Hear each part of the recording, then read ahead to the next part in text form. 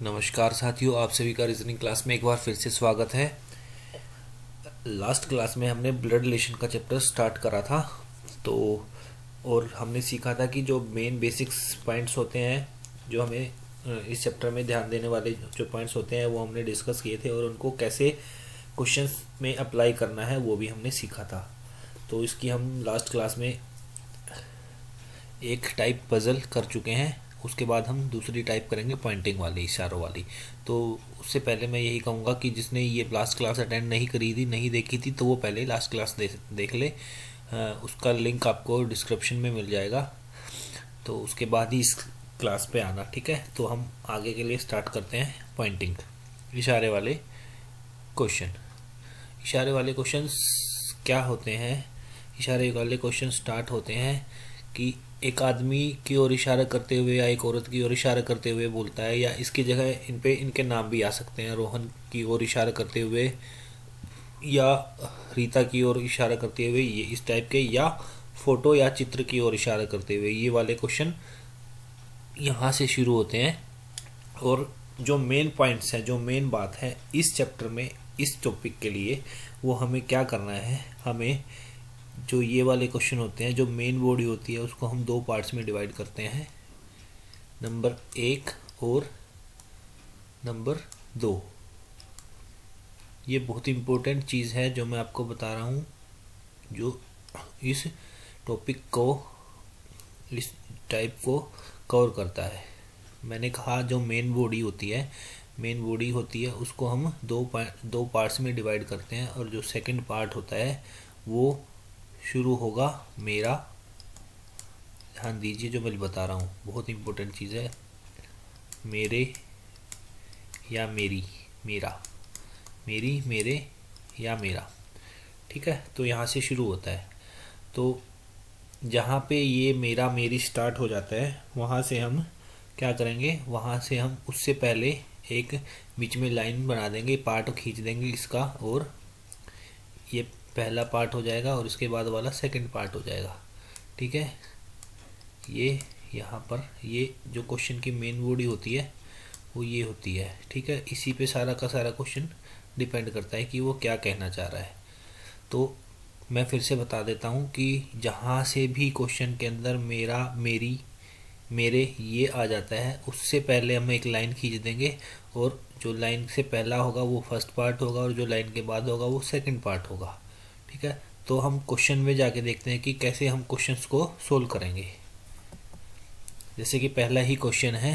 Question में कहता है कि राजेश की तरफ इशारा करते हुए रोहन बोला, इसके पिता मेरे पिता के इकलौते पुत्र हैं। तो मेन बॉडी क्या है? मेन बॉडी ये है, इसके पिता मेरे पिता के इकलौते पुत्र हैं। तो मैंने आपको कहा था कि मेरा, मेरे या मेरी से स्टार्ट होता है। उससे पहले हम क्या करेंगे, एक बीच में डिवीज़न लाइन बना देंगे। तो अब इसके दो पार्ट बन चुके हैं, एक पार्ट ये है और एक पार्ट ये है, ठीक है। तो अब हम इसको सोल्व करेंगे, ठीक है। जैसे जैसे क्वेश्चन बोलते हैं हम उसके अकॉर्डिंग इस क्वेश्चन को सोल्व करेंगे। इसमें क्या कहता है? इसमें कहता है कि इसके पिता, जो हमारा क्वेश्चन है वो क्या है, वो है कि राजेश की तरफ इशारा कर रहा है ना, राजेश की तरफ इशारा करते हुए कौन बोलता है? रोहन बोलता है, ठीक है। तो ये बोलता है कि इसके पिता यानी कि राजेश के पिता। यहाँ पे हम इसके की जगह हम क्या लिख सकते हैं, राजेश के पिता। अब यहाँ पे क्या है, मेरे, मेरा कौन बोल रहा है? यहाँ पे ये जो मेरे हैं वो किसके लिए यूज़ करा है? ये रोहन के लिए यूज़ किया है। क्वेश्चन के अकॉर्डिंग जो रोहन है वो बोल रहा है यहाँ पे सेकेंड पार्ट में राजेश के लिए, राजेश की तरफ इशारा करते हुए रोहन बोल रहा है कि इसके पिता यानी कि राजेश के पिता मेरे पिता के इकलौते पुत्र हैं। तो इसके पिता का इकलौता पुत्र कौन होगा? रोहन स्वयं होगा। तो यहाँ पे मैं लिख देता हूँ कि रोहन स्वयं है। तो हमारा ये बन जाएगा कि राजेश के पिता रोहन स्वयं है। तो इसमें क्वेश्चन में क्या पूछा है? इसमें पूछा है रोहन का राजेश से क्या संबंध है। देखिए लास्ट क्लास में मैंने आपको बताया था, जहाँ पर का आ जाता है, जहाँ पर का आ जाता है उसको हम क्या ट्रीट करते हैं, अगर आपको याद है तो मैंने आपको बताया था, उसको हम कौन ट्रीट करते हैं। जहाँ पे का आ जाता है वहाँ पे कौन का मतलब, का मतलब क्या होता है, कौन होता है। तो सिंपल सी बात है, यहाँ पे रोहन और राजेश का आपस में संबंध बता पूछा है। तो रोहन का है तो ये पूछ रहा है कि रोहन कौन है।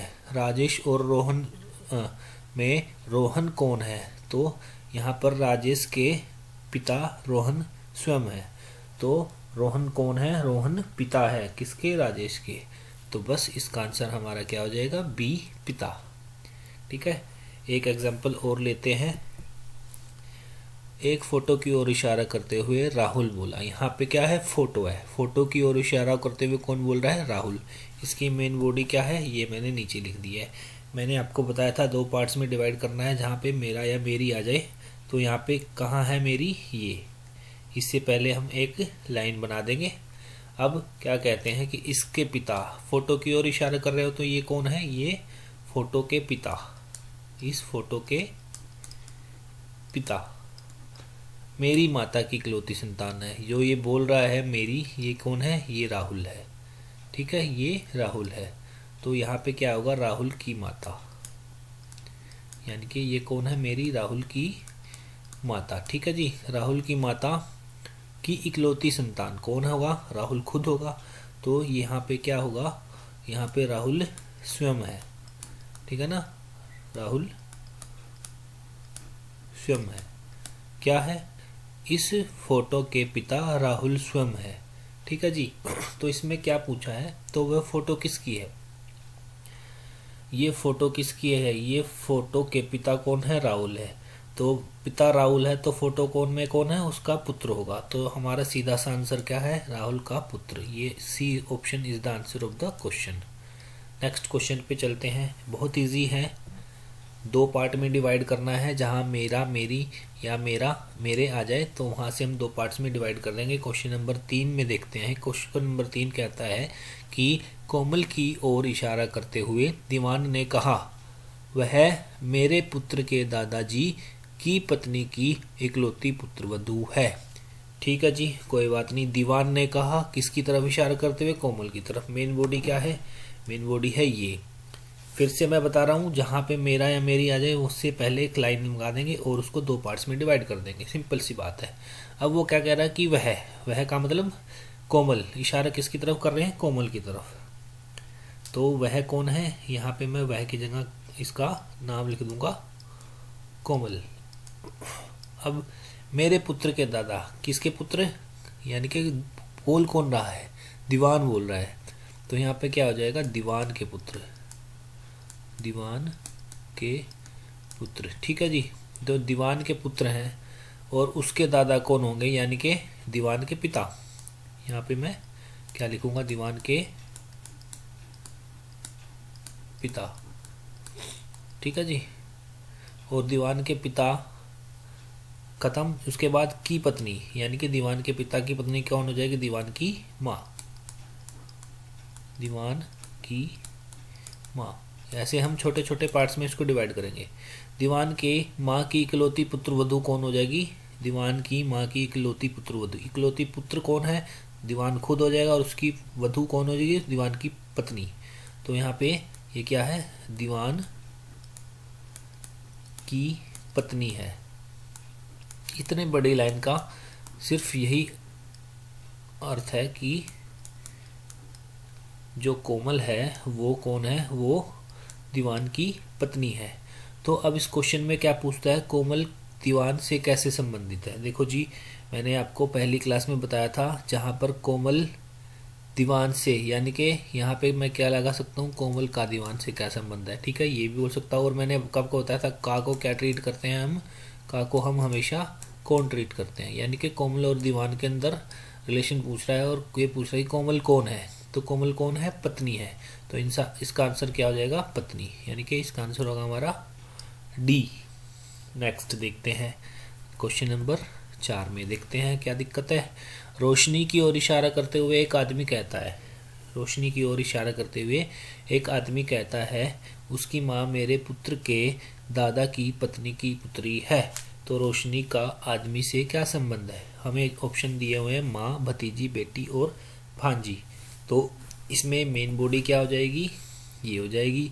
उसकी माँ मेरे पुत्र के दादा की पत्नी की पुत्री है। तो हम डिवाइड कहाँ से करेंगे, हम डिवाइड करेंगे, आपने अभी तक सीख लिया होगा, हम डिवाइड करेंगे मेरे से पहले वाले में। ठीक है, तो ये पहली लाइन क्या है, उसकी माँ, ये किसकी माँ है, ये रोशनी की ओर इशारा करते हुए, तो यानी कि ये किसकी है, ये रोशनी की माँ है। तो हम यहाँ पे उसकी की जगह हम यहाँ लिख देंगे रोशनी की माँ। अब मेरे पुत्र, ये कौन है, ये आदमी है। यहाँ पे इसका नाम नहीं दे रखा तो हम इसको मेरे ही चलते हैं, या आदमी भी लिख सकते हैं। आदमी के पुत्र के दादाजी कौन होंगे, उस आदमी के पिता होंगे। पुत्र के दादा कौन होते हैं, पिता होते हैं। ठीक है, आदमी के पिता की पत्नी, पिता की पत्नी कौन होगी, आदमी की माँ, आदमी की ये माँ हो जाएगी। और आदमी की माँ की पुत्री कौन होगी, आदमी की बहन होगी। ठीक है, आदमी की सिस्टर, बहन। अब हमारा क्वेश्चन यहाँ पे ख़त्म हो गया। तो ये क्या है हमारा, ये आदमी की बहन कौन है, रोशनी की माँ। रोशनी की माँ कौन है, आदमी की बहन है। तो इसमें पूछा है कि रोशनी का आदमी से क्या संबंध है।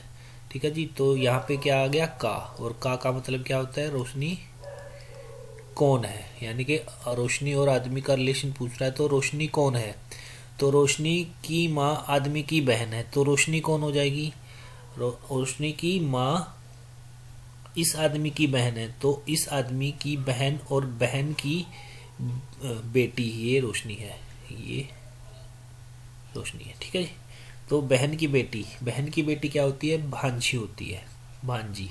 ठीक है, तो इसका आंसर क्या हो जाएगा, ये हमारा आंसर हो जाएगा। आसान है, एक क्वेश्चन और देखते हैं और क्लियर हो जाएगा। महिला की के चित्र की ओर इशारा करते हुए एक आदमी कहता है कि उसके पिता मेरे पुत्र के नाना हैं। तो महिला का आदमी से क्या संबंध है।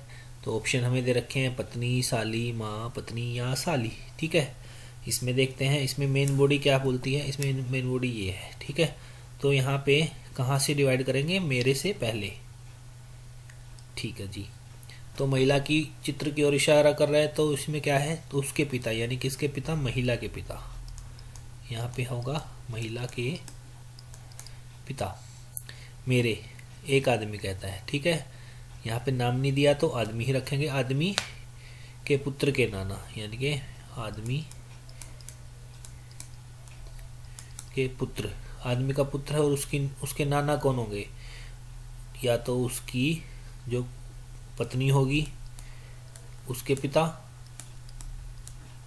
ठीक है, या उसकी साली, साली के पिता।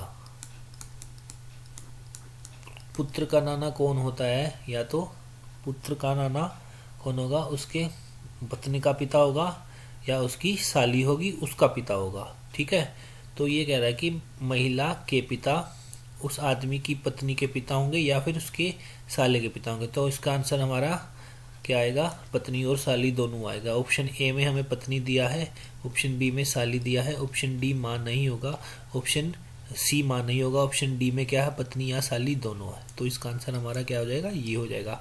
तो बहुत इजी है, दो पार्ट्स में डिवाइड करना है। जहाँ पे मेरे आ जाए उससे पहले हम लाइन लगा देंगे, उसको दो पार्ट्स में डिवाइड हो जाएगा। तो जैसे उसके बाद जो क्वेश्चन बोलता है उसके अकॉर्डिंग हम क्वेश्चन को सोल्व कर देंगे। और मैंने बताया था जहाँ पे का आता है उसको, का को हम क्या करेंगे, का को हम कौन ट्रीट करेंगे। आदमी और महिला में जैसे इस क्वेश्चन में रिलेशन पूछा तो महिला कौन है, तो महिला क्या है, या तो वो पत्नी हो सकती है या वो उसकी साली हो सकती है। तो इस टाइप के क्वेश्चन बहुत आसान होते हैं, हम थोड़ी प्रैक्टिस करेंगे तो हम इस पे बहुत ही जल्दी कुछ ही सेकंड्स में इस क्वेश्चंस के हम आंसर निकाल सकते हैं। तो आज की क्लास में इतना ही रहेगा। नेक्स्ट क्लास में जो इसकी थर्ड जो और लास्ट जो टाइप बची है वो करेंगे, वो है कोडेड रिलेशन वाली, कोडेड रिलेशन वाली टाइप है। अब हम इससे पहले हम एक दो टाइप कर चुके हैं, पहली टाइप पजल वाली कर चुके हैं, और दूसरी टाइप ये पॉइंटिंग इशारों वाले क्वेश्चन हम कर चुके हैं, और ये टाइप बची हुई है। नेक्स्ट क्लास में हम इस टाइप को करेंगे। और थोड़ी सी आप भी घर पे प्रैक्टिस कीजिएगा, आपके पास कोई भी रेफरेंस बुक होगी वो उठाओ और ऐसे क्वेश्चंस करो। अगर आपको क्वेश्चंस में कोई प्रॉब्लम आती है तो हमारे कमेंट बॉक्स में आप क्वेश्चन दो, हम उसका सॉल्यूशन आपको सेंड करेंगे। और नेक्स्ट क्लास में, तब तक मिलते हैं नेक्स्ट क्लास में, और तब तक के लिए